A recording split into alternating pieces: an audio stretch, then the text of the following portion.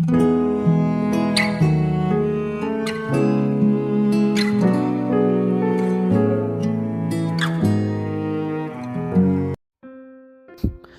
saudara yang kasih Tuhan Yesus, selamat malam dan salam sejahtera bagi saudara semua.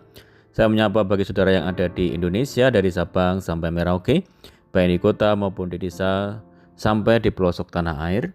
Dan saudara semua yang ada di Malaysia, di Sabah, di Sarawak, di Kuala Lumpur, Kamboja, Singapura, di Amerika Serikat. Senang sekali kembali menjumpai saudara pada saat ini.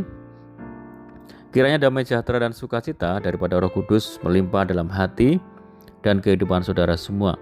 Dan kiranya saudara semua dalam keadaan sehat selalu. Selamat datang kembali di Pokok Anggur bersama saya Yosia Krispianto.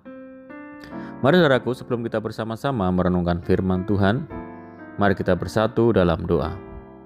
Bapa di surga, Bapa yang baik yang penuh dengan kasih karunia, Bapa yang kami muliakan di dalam nama Tuhan Yesus, kami mengucap syukur oleh karena pertolongan dan penyertaan Tuhan di sepanjang hari ini, sehingga kami boleh dimampukan Tuhan untuk menikmati hari ini, hari pemberian Tuhan untuk melakukan tugas, tanggung jawab kami serta aktivitas kami.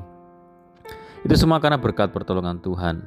Pada saat ini kami kembali rindu untuk merenungkan firman-Mu ya Tuhan. Berbicaralah kepada setiap kami, urapi kami dan jamah hati kami, sehingga kami memahami maksud firman Tuhan. Terima kasih Tuhan, kami siap merenungkan firman-Mu. Hanya di dalam nama Tuhan Yesus Kristus kami berdoa. Amin. Puji Tuhan. Baik, saudara yang kasih Tuhan Yesus, pembacaan firman Tuhan pada saat malam ini terambil pada Matius 26 ayat yang ke-41. Demikian bunyi firman Tuhan. Berjaga-jagalah dan berdoalah agar kamu jangan jatuh ke dalam pencobaan. Roh memang penurut, tetapi daging lemah. Saudara yang kasih Tuhan Yesus, dalam hidup ini kita harus berjaga-jaga. Hal ini juga merupakan perintah Tuhan Yesus sendiri untuk kita, saudara. Karena iblis tidak pernah tinggal diam untuk menggoda kita supaya jatuh dalam dosa. Berjaga-jaga artinya kita waspada akan datangnya serangan dari kuasa gelap, sehingga kita bisa menghindari dan terluput dari kuasa iblis. Sedangkan berdoa adalah mengandalkan hanya kekuatan Tuhan saja. Saudaraku, perumpamaan tentang gadis bijaksana dan gadis yang bodoh mengajarkan kepada kita tentang sikap yang seharusnya kita ambil untuk menunggu kedatangan Tuhan Yesus kembali. Dari 5 gadis yang bijaksana, kita mendapat prinsip tentang hidup berjaga-jaga di akhir zaman ini. Bagaimana sikap hidup benar di akhir zaman yang mereka contohkan, saudara? Yang pertama adalah hidup seturut dengan firman Tuhan. Saudaraku, pelita adalah sarana penerangan yang disiapkan oleh 5 gadis bijaksana untuk menyambut kedatangan mempelai laki-laki yang bisa datang kapan saja. Mazmur 119 ayat 105 menyatakan bahwa firman Tuhan adalah pelita bagi kaki dan terang bagi jalan orang percaya. Dengan demikian, 5 gadis bijaksana itu meneladankan hidup yang dilandaskan pada firman Tuhan agar dalam keadaan apapun selalu siap sedia dipimpin oleh firman Tuhan.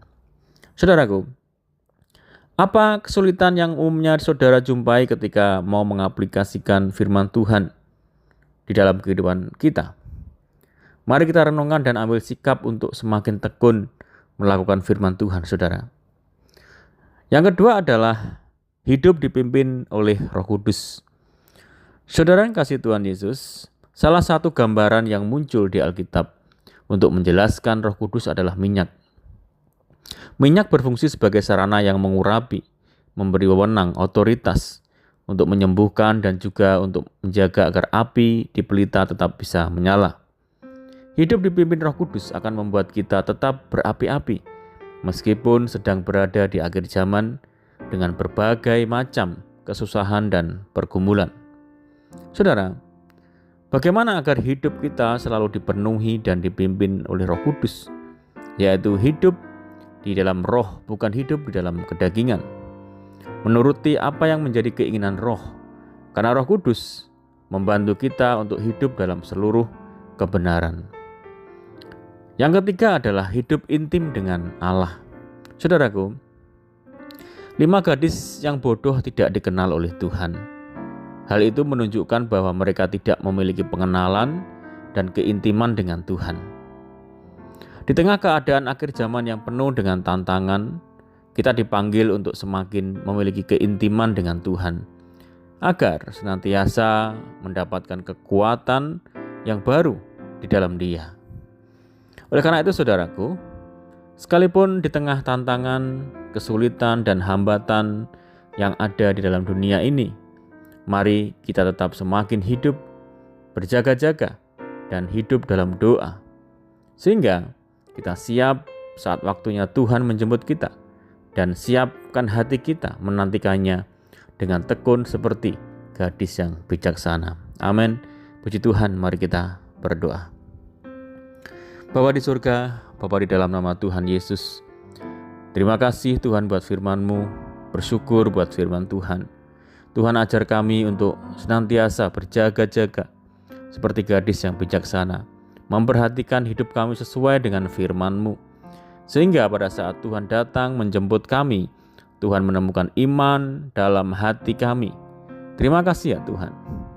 Dan saat ini kami rindu berdoa bagi saudara kami yang mendengar program ini dimanapun mereka berada, baik di dalam negeri maupun di luar negeri. Saudara kami di perantauan, Tuhan yang memberkati mereka, Tuhan yang meneguhkan hati mereka untuk senantiasa kuat di dalam Tuhan.